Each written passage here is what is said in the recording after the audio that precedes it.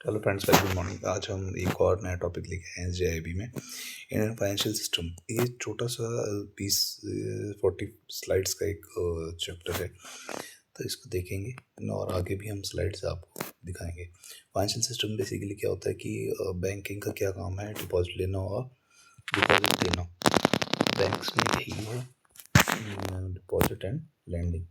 तो हम आगे देखेंगे कि फाइनेंशियल सिस्टम में क्या है कि regulatory RBI, SEBI, IRDA, FMC, ये सब फाइनेंशियल रेगुलेटर्स हैं जो कि रूल्स एंड रेगुलेशन बनाते हैं कैसे हमें डिपॉजिट को सही रखना है और लैंडिंग करनी है। Financial assets instrument enable channelizing from surplus units to deficit. Repo rate, reverse repo rate, इसके थ्रू जो है मार्केट में लैंडिंग करनी है और लोन्स देने हैं, ओवरड्राफ्ट देने हैं। तो ये सब चीज़ें, तो इनके जो भी वो होंगे रूल्स एंड रेगुलेशन हो, वो कौन बना के देता है? आरबीआई।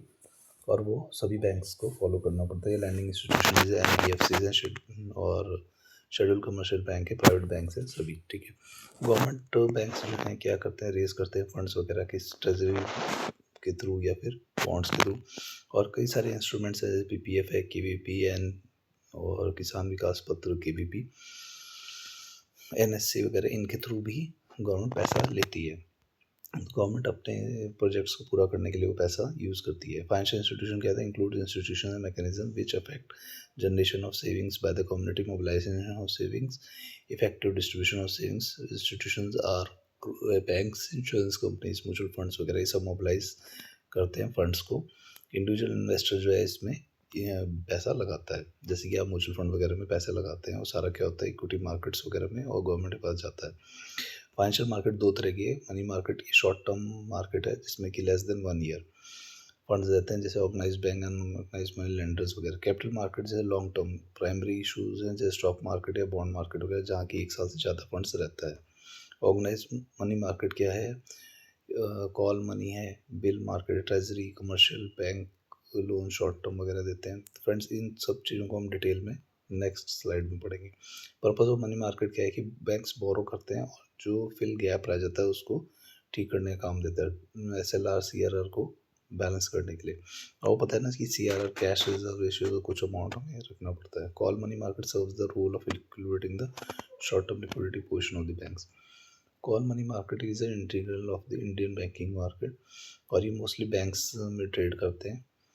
ये आप चाहें तो स्लाइड का वो फोटो खींच सकते हैं। इसमें क्वेश्चन जो आता है, ये नोटिस मनी कितने दिन का होता है, जैसे 1 से 14 दिन, ये मल्टीपल चॉइस क्वेश्चन आता है। और term money greater than lent for 15 days, more than 15 days. The borrowing is exclusively limited to banks who are temporarily short of funds.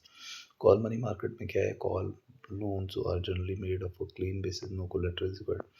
Main function ये रिडिस्ट्रीब्यूट करेंगे day to day surplus funds वगैरह को।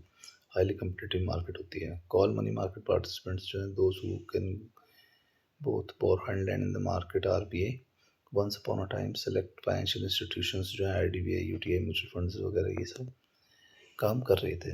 Development money market क्या है? अभी mid 1980s से, और आज के डेट में क्या सारी चीज़ ऑनलाइन हो चुकी है। तो ये जो भी रेपो रेट वगैरह ये सब चीज़ें ट्रांजेक्शन जो है ऑनलाइन ही हो रही है। बिल मार्केट, ट्रेजरी बिल 3 तरह के होते हैं, 91 डेज, 182 और 364 डेज। तो ये ट्रेजरी मार्केट है, इसमें भी हम लोग जो है पैसा लेते हैं और थोड़े टाइम की मैच्योरिटी के लिए लेते हैं। आरबीआई ऑप्शंस करता है 3 तरह की, और वो फोर्टनाइटली बेसिस पे सेंट्रल गवर्नमेंट को पैसा देता है। मनी मार्केट इंस्ट्रूमेंट्स कौन कौन से हैं? Maturity of less than one year, ये पहली बात कर चुके हैं।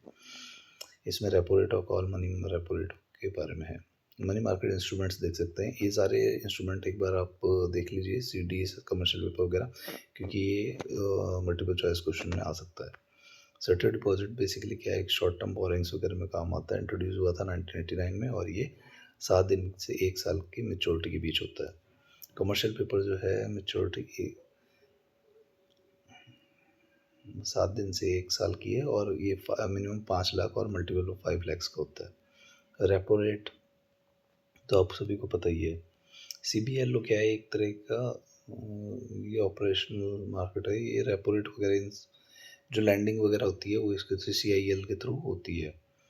तो CBLO is organisation. Indian banking system में आरबीआई है, कमर्शियल बैंक्स हैं, कोऑपरेटिव बैंक्स हैं। ये जो डाटा है थोड़ा पुराना है, इसलिए आप थोड़ा अपडेट कर लें अपने हिसाब से।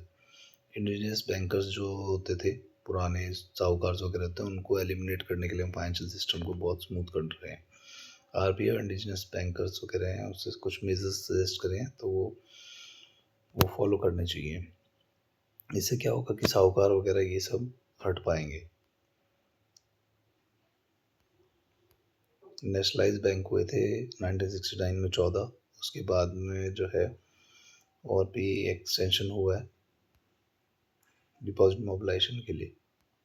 बैंकिंग में देखिए काफ़ी चीज़ें आ गई हैं, म्यूचुअल फंड्स है, एटीएम है, आप पैसा चाहिए तो आप एटीएम से तुरंत निकाल सकते हैं, नेट बैंकिंग है, सब चीज़ें हैं आपके पास में।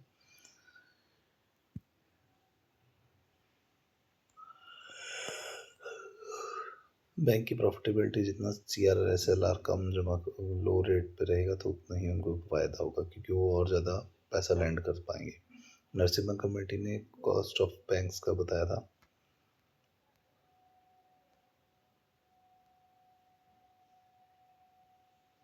NPA मैनेजमेंट, ये फ्रेंड्स NPA मैनेजमेंट हम नेक्स्ट स्लाइड में पढ़ेंगे। Thank you.